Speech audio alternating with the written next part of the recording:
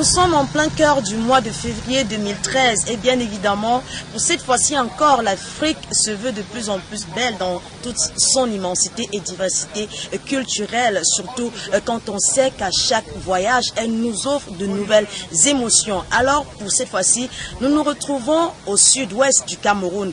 Le mont Cameroun, c'est juste à côté et à quelques kilomètres d'ici se trouve le fleuve Le Vouri. Bien entendu, nous sommes dans la région du sud-ouest, dans la village d'Ekona, où bien entendu, nous allons découvrir très bientôt comment au quotidien se comportent les populations, quelles sont les différentes activités qui s'y déroulent. Allez, suivez-moi.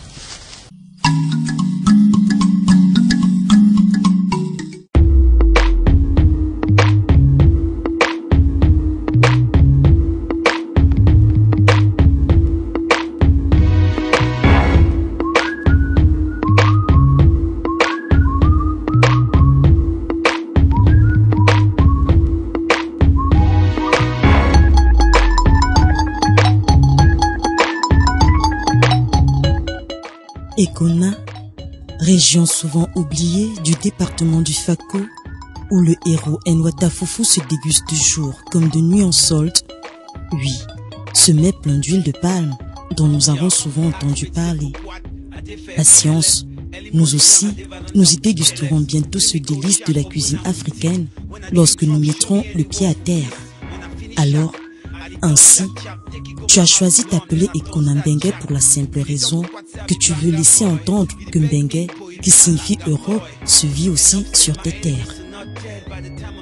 Et voilà, nous répondons à ton appel, toi dont tu s'est dit que tu as connu en 1959 et 2000 la colère du char de Dieu, plus connu comme étant le mont Cameroun. Ah, mettons le pied sur la pédale.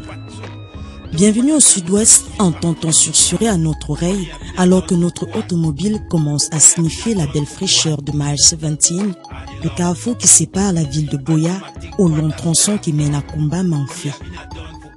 Mais arrêtons-nous à Mounia, nous suggère le chauffeur, qui l'œil braqué sur le rétroviseur s'engage sur le dit tronçon après s'être rapidement abreuvé.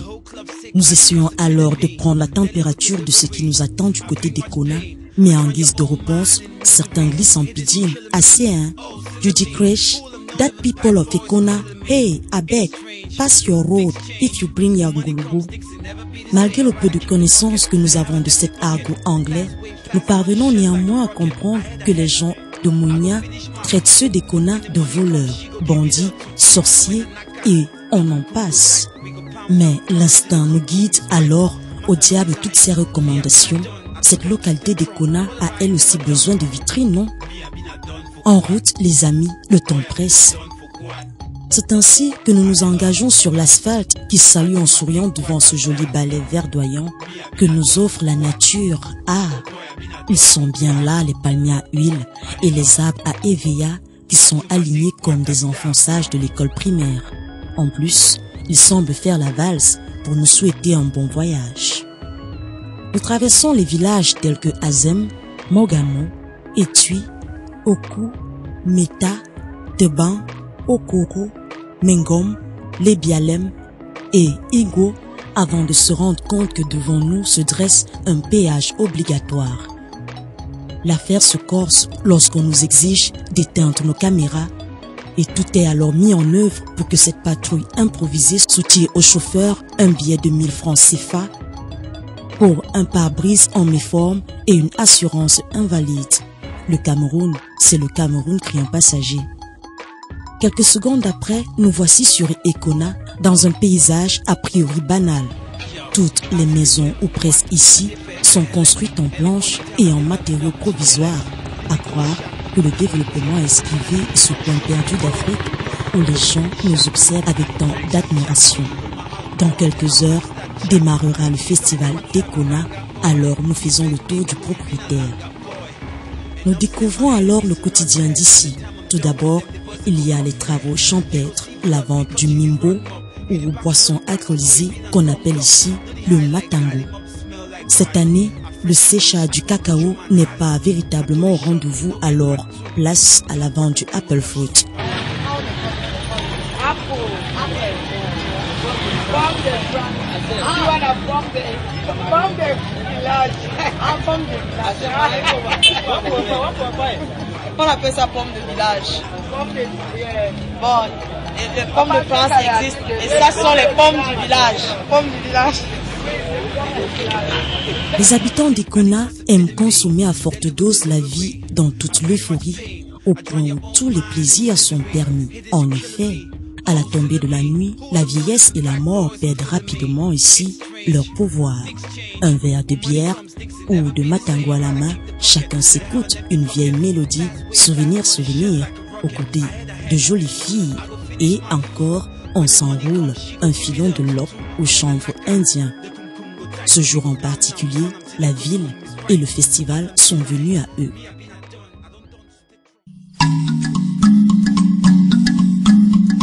Après cette belle balade entamée au centre même de la ville d'Ekona, nous nous retrouvons actuellement devant la maison du chef de cette localité qu'on appelle communément Chief Findi, celui-là même que nous allons retrouver tout à l'heure pour la continuité de nos activités, parmi lesquelles le festival d'Ekona qui, je le rappelle, va se mouvoir tout à l'heure. Nous allons voir d'ailleurs un match de football et juste en soirée, il y aura un concert musical avec des artistes tels que Maman Geya, la Pico de Banga, Jover, Nicole Mara et bien d'autres. Alors si vous êtes prêts, pourquoi ne pas continuer ensemble cette belle balade?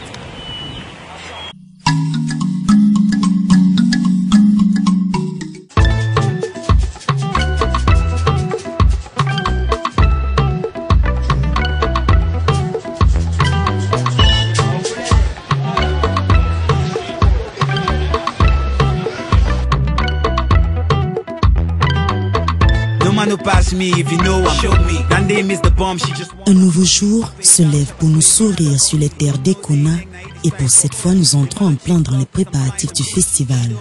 Patience nous propose notre guide qui pense encore nous faire visiter ce que cette village a de beau à nous offrir. Alors oui, nous commençons par pénétrer dans les entrailles du jardin botanique de la région, l'unique endroit d'ailleurs ici qui donne des couleurs plus joviales dans ce coin perdu d'Afrique. Seulement voilà, pour cette fois le gardien se refuse à toute apparition devant l'écran sans qu'une rallonge de Cépha ne soit faite. Nous n'aimerions pas nous soumettre à ces caprices alors en route à Moussaillon.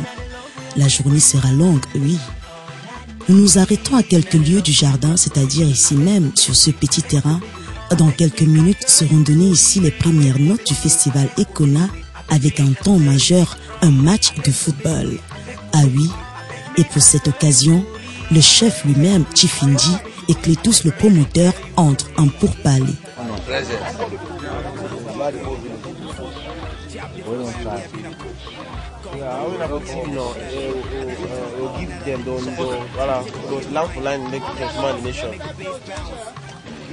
Malheureusement, nous n'allons pas pouvoir suivre de bout en bout cette partie, la famine grondant.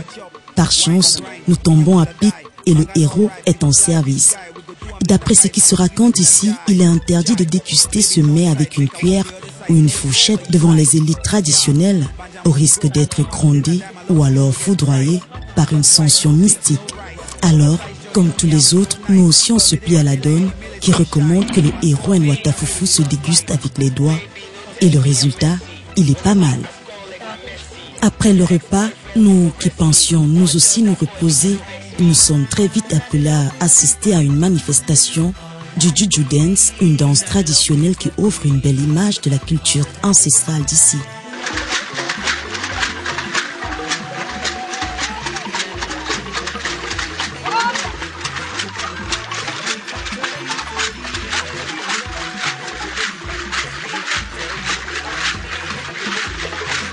À côté, juste à côté, des pratiquants sont déjà en train de battre tam-tam et secouer casserole pour organiser le rite de la protection par les dieux. Alors, on danse, et on danse encore de plus belle, jusqu'à la tombée de la nuit, où l'apothéose du festival se vit sur le plateau avec tout un parterre d'artistes. Et nous sommes actuellement sur le site d'Ekona Festival où se déroule actuellement un événement majeur, à savoir un concert musical au son duquel vont notamment se mouvoir plusieurs artistes camerounais, parmi lesquels Maman Guéa, Nicole Mara, Joreur et bien d'autres. Pour parler de ce festival, nous allons tout voir vers le promoteur de ce festival qui n'est d'autre que Pétous. Kona Festival, c'est un festival annuel qu'on a décidé d'organiser dans ce petit village. On a commencé en 2010 avec Fidel et les autres. On a arrivé ici. C'était pas évident, mais on a réussi notre événement en 2010. Donc 2017 après la troisième édition de Kona Festival. C'est un festival qui fait connaître la vie au village de Kona. Vous savez bien que Kona, c'est le seul village qu'on appelle en langue bangouée, et qu'on a Dengue. Donc c'est tout. Et moi je suis content de voir le monde comme ça à ce festival. Les gens viennent voir là pour m'assister, pour assister les enfants des Kona, c'est une bonne chose. Donc je félicite tout le monde. On a clap for all them, so now all them do na salon chief here. On a good opportunity to salon my chief now. Voilà. Et c'est peu de le dire. L'ambiance est surchauffée. 007 de Petit Pays lance les hostilités avec des morceaux en pidgin, œuvre de son mentor Petit Pays. Vient ensuite un autre artiste en la personne de Joreur qui encense avec son titre Don't Forget My Number.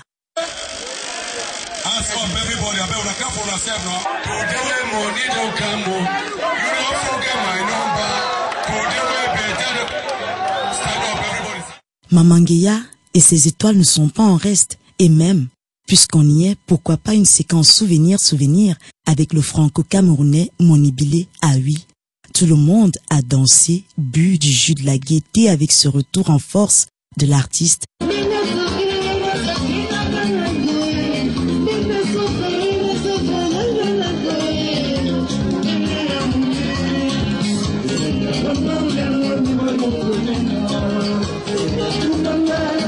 Et même Nicole Mara, qui a pourtant démarré tranquillement sa prestation, a dû montrer une autre facette d'elle, celle d'une véritable bête de scène.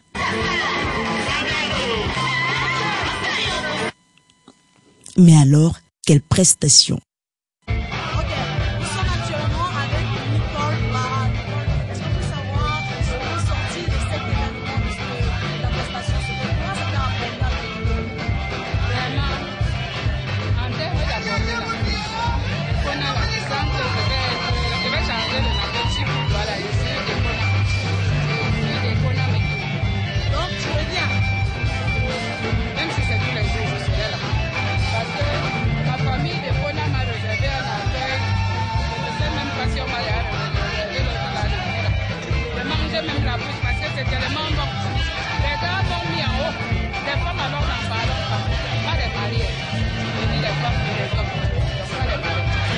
Ah ben voilà, l'année prochaine nous y serons encore peut-être.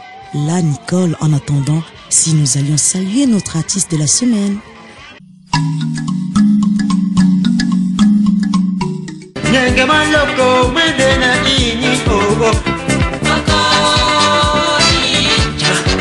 Il a le charisme qu'il faut et la voix d'un crooner démesuré à qui le Cameroun doit sans doute plusieurs consécrations musicales au niveau international dans les années antérieures. Lui, c'est le franco-camerounais Monibile, interprète Makossa, best-seller des années 1980 avec son album Amour et Persévérance. Un succès international qui a prolongé la popularité mondiale de ce genre musical. Alors, welcome to you. Ok, durant l'événement festival Ekona, nous avons ainsi eu le plaisir de faire la rencontre d'un artiste franco-camerounais, un des pionniers même du Makossa marchand qu'est Monibile. Monibile, bonjour. Bonjour. On me dit qu'après les succès de Chagrin d'amour, aussi Tapa Lambolam, Bijoux et autres, on se demandait bien où était passé l'artiste. Ben, disons que j'ai eu 7 ans d'absence, hein. Depuis 2004, bon, on va dire 8 ans, que j'ai pas sorti d'album. C'était un recul calculé pour se faire oublier un tout petit peu et pour revenir avec le nouvel album Cri d'amour qui est sur le marché actuellement. Sinon, comment est-ce que tu t'es décrit en tant qu'artiste? Bah, je suis un artiste comme tout le monde, comme tous les autres, hein. Donc chacun a eu sa carrière et chacun a son chemin. Moi, j'ai mené mon petit bout de chemin. Après, ça fait 33 ans aujourd'hui, hein. j'ai réalisé de grandes choses. Hein. J'ai eu le disque d'or, le Maracas d'or, j'ai fait des tournées à travers le monde. Et je pense que c'était une voix qui m'était très agréable. Parlez-nous un peu de ce temps où vous faisiez, il faut le dire, les choux gras de la presse et surtout des nightclubs. Qu'est-ce qui, à votre avis, faisait en sorte que les gens soient si fans de vos musiques à l'époque? Je sais pas, nous avons, je peux dire que j'étais très bien entouré. Hein. On a une très grande équipe qu'on appelle l'équipe nationale de Makossa des années 80. Nous avons fait ce qu'il fallait faire, c'est-à-dire, c'est un peu comme les joueurs de football. Nous avons, il y a dans ce problème hégémonique, c'est-à-dire d'aller s'investir sur d'autres terrains. Sur le plan footballistique, on dit nous sommes les étaux de la musique, c'est-à-dire aller frapper dans d'autres territoires pour s'imposer et faire parler du Makossa. C'était ça notre objectif à nous. Dommage, ce qui n'est pas actuellement l'objectif de beaucoup d'artistes d'aujourd'hui. Nous étions là, nous étions les fins des lances de la musique camerounaise. On allait remplir des stades un peu partout, au Togo, au Bénin, en Côte d'Ivoire, au Sénégal, un peu partout dans le monde, hein, même aux États-Unis, avec les Sans Fantômes, on faisait des tournées un peu partout. Voilà ce que nous on a fait de notre carrière. Vous avez quand même un parcours musical assez chargé en termes d'histoire et de date. Mais sinon, comment est-ce que vous entrez effectivement dans la musique, vos premiers pas dans la musique? Bah, je n'étais pas... Au départ, j'avais pas une vocation d'être musicien. Hein. Moi, j'étais au collège Alfred Sacker et on avait des groupes scolaires. Je faisais partie du groupe Sacker Pop Clan en tant que bassiste. Et tout de suite, l'envie d'être devant m'est arrivée. Puis là, j'ai commencé à composer. C'est donc à Abidjan en 1979, toujours par la poursuite de mes études, hein, parce que quand je suis parti de Douala, je me suis retrouvé en terminale à Abidjan. Et c'est là où j'ai fait la connaissance de François Cognan, qui nous a donc amenés à Paris, Bébé Manga et moi, pour enregistrer notre premier album en 1979. Elle, Amio et moi, Gandatumba. Voilà. On sait bien que la musique, vous l'avez beaucoup aimé puisque vous venez de mettre sur le marché, il faut le dire, un nouvel album baptisé Cris d'amour. Est-ce qu'on peut avoir des détails là-dessus? Ben, disons que quand on dit Cris d'amour, c'est qu'il y a beaucoup de titres qui parlent de l'amour. Elle peut être agapée comme Eros, mais ça fait toujours partie de l'amour, du prochain, de l'amour sincère, même Eros. Donc en fait, beaucoup de titres parlent d'amour, et c'est pour ça que j'ai dit un cri d'amour. Mais il y a un titre spécifique qui s'appelle Cri d'amour, parce que je suis toujours un homme qui a besoin de beaucoup d'amour, hein, sur plusieurs facettes, et c'est pour ça... Voilà, donc c'est un nouvel album, voilà, la promotion va prendre la vitesse au mois de mars, fin février, début mars, on va occuper les médias. Donc au Luxembourg, j'étais un peu saturé, j'ai voulu laisser un peu ce temps des fêtes et tout et aller doucement parce qu'aujourd'hui, la bataille de la promo ne se gagne plus en une seconde. Il y a tellement beaucoup de chaînes de télévision qu'il faut aller doucement, mais à fond. Et quels sont les styles musicaux qu'on retrouve dans Cris d'amour? Dans Cris d'amour, déjà Cris d'amour, c'est un peu un style un peu mélange nigérian, R&B, tout le bazar, quoi. C'est la nouvelle tendance, Cris d'amour. Et puis, il y a le Makossa, je suis vraiment parti dans le Makossa traditionnel. Il y a le Makossa dans le style chagrin d'amour, voilà, avec Amène-moi, titre qui s'appelle Amène-moi. On peut trouver aussi la salsa, c'est une première pour moi, donc qui est d'ailleurs le premier titre de l'album, qui est, dès qu'on met le numéro, on tombe sur une salsa, on dit waouh! C'est pas possible qu'il fait ce style de musique. Voilà, ça veut dire, le titre c'est quoi la Naboula? Voilà, dire et faire. Vous êtes un peu comme un pourfendeur des valeurs musicales africaines. Et qu'est-ce qui, à votre avis, devrait être fait ou ne pas être fait de nos jours pour que la musique africaine soit relayée de façon noble à l'international? Oui, je pense que nous avons un problème structurel, déjà sur le plan organisationnel, c'est-à-dire la musique n'est pas organisée en Afrique. C'est-à-dire, il n'y a pas de majeure compagnie, il n'y a pas d'interconnexion au niveau de la distribution. Quand un artiste sort un album au Cameroun aujourd'hui, il ne sait pas où il va aller le vendre. Je le dis parce que moi, je me suis confronté à cela, donc d'où notre désir aujourd'hui d'organiser la musique en Afrique. Bon, les pirates sont là parce qu'ils occupent un terrain qui est vide. Il n'y a plus de distributeurs. Quand on sort un album, on ne sait pas à qui aller donner pour distribuer dans tout le territoire camerounais. C'est-à-dire, les médias aujourd'hui ont damé le pion. C'est-à-dire, ils sont allés plus vite que les producteurs. Aujourd'hui, en 1982, il n'y avait pas de télé. On prenait le temps de faire la promo radio à Douala, on va à Yaoundé, on va au Cameroun, ainsi de suite. Aujourd'hui, dès qu'on met un album, il est mondialement connu. C'est-à-dire, et les artistes, les producteurs, les distributeurs n'étaient pas préparés à cette éventualité. Donc le son de la musique va très vite. C'est-à-dire, le producteur qui, lui, il a peut-être ses 1000 francs pour fabriquer ses 2000 CD, c'est dépassé tout ça. Aujourd'hui, il faut parler en méga production. Quand on sort un album, il faut sortir 50 000 CD. C'est ce qu'ils font, les pirates, eux, pour inonder le marché. Mais alors, les banques, est-ce qu'ils vont suivre les producteurs africains en général, qui, eux, ils sont encore à l'arrière-garde, c'est-à-dire, ils pensent toujours qu'il faut sortir 2000 CD. C'est dépassé. On est aujourd'hui, c'est des méga productions qu'il faut. Quand on sort un album, il faut sortir 100 000 CD. Même si on le vend à 1000 francs, c'est sûr qu'on aura 100 millions. Le banquier même sera content. Et même les artistes seront contents. Mais c'est ça. Aujourd'hui, les artistes sont dépassés par les événements. Ils essayent de courir de gauche à droite, de bureau en bureau pour essayer de vendre un CD. Mais même ça, ça ne marche pas. Voilà, on ne peut pas être au four et au moulin. C'est-à-dire, il faut cette organisation qui fasse à ce que les artistes, dès qu'ils sortent ici, parce que quand on regarde Média Afrique, on le voit directement en Côte d'Ivoire, on le voit en France, on le voit partout. Il faut cette interconnexion, voilà, le point de relais, voilà, on envoie à telle société, nous avons créé, comme dans le football aujourd'hui, il y a une maison qui prend des images et retribue ces images à toutes les chaînes africaines. Il faudrait donc avoir une espèce de centrale qui reçoit les albums africains et qui les dispatche à travers l'Afrique. Même si ça donne 1 centime, ça va faire beaucoup après. Voilà, c'est cette organisation qui nous manque aujourd'hui en Afrique et on en souffre énormément pour ça. Là, il faut quand même dire qu'il s'agit en quelque sorte de vos regrets que vous faites actuellement. C'est des regrets, oui. À la musique camerounaise. Mais si on vous demandait de partager vos joies, vos périodes de joie que vous avez eu à connaître et que vous aimeriez même vouloir connaître dans la musique. C'est beaucoup plus sur le plan hégémonique. J'en parlais tout à l'heure. C'est-à-dire, je souhaiterais que les jeunes aujourd'hui, au lieu de se contenter de sortir un album, de passer un clip, je sais pas moi, à Canal 2, Média, XY, c'est tout simplement d'avoir une carrière. C'est un plan de carrière qu'il faut faire. Aller représenter l'Afrique en général.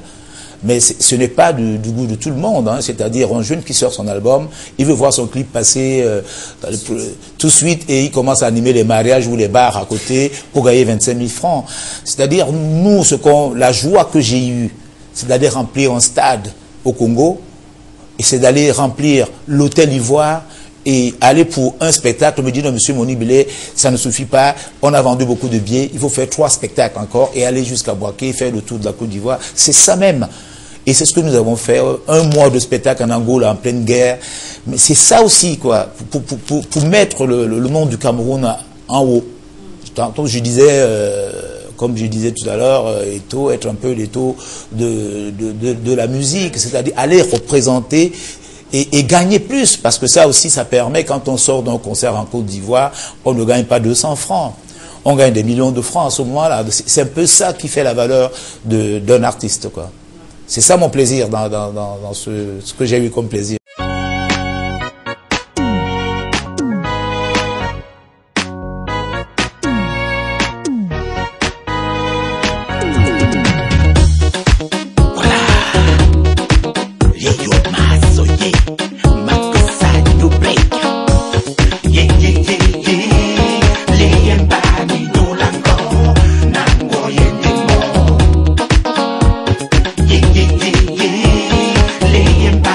Dola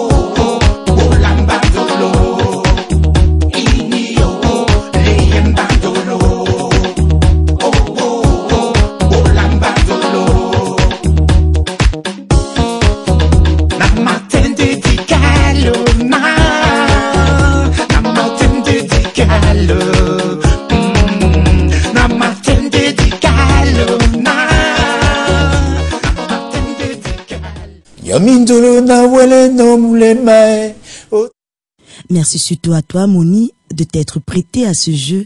Il est temps à présent de rendre l'antenne.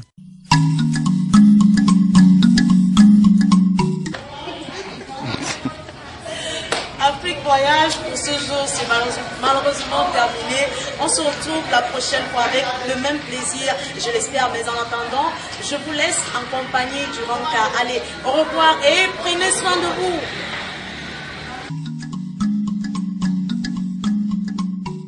Bienvenue à vous si vous nous rejoignez à l'instant dans le cadre de cette émission qu'est Afrique Voyage, édition de Dakar. Dans le rencard de ce jour, nous partons du côté du Niger, où se déroule actuellement le Festival du Niger. Il s'agit d'une 9e édition spéciale qui valorise la culture en résistance pour la paix et la réconciliation nationale. Riche sur le passé et ouverte sur le monde, Ségou, terre de culture, devient pendant 6 jours jusqu'au 17 février la scène d'un festival pluridimensionnel où se rencontrent les arts et les cultures. Ce festival nous offre un spectacle unique sur les berges du fleuve Niger, alors soyez présents à ce rendez-vous inédit. Et pour finir, je vous invite au vernissage de Kitaba qui aura lieu au Congo. Il s'agit surtout de l'œuvre de Dolé Malabou, qui a longtemps fait partie du collectif Kisalou Nkiambote. Cette exposition permet surtout de comprendre mieux la sape qui est spectaculaire et théâtrale. Alors, si vous aussi vous aimeriez en savoir plus, prenez-en un ticket pour le 7 février au 7 mars. Allez, c'est tout pour le moment. On se retrouve très prochainement pour le meilleur.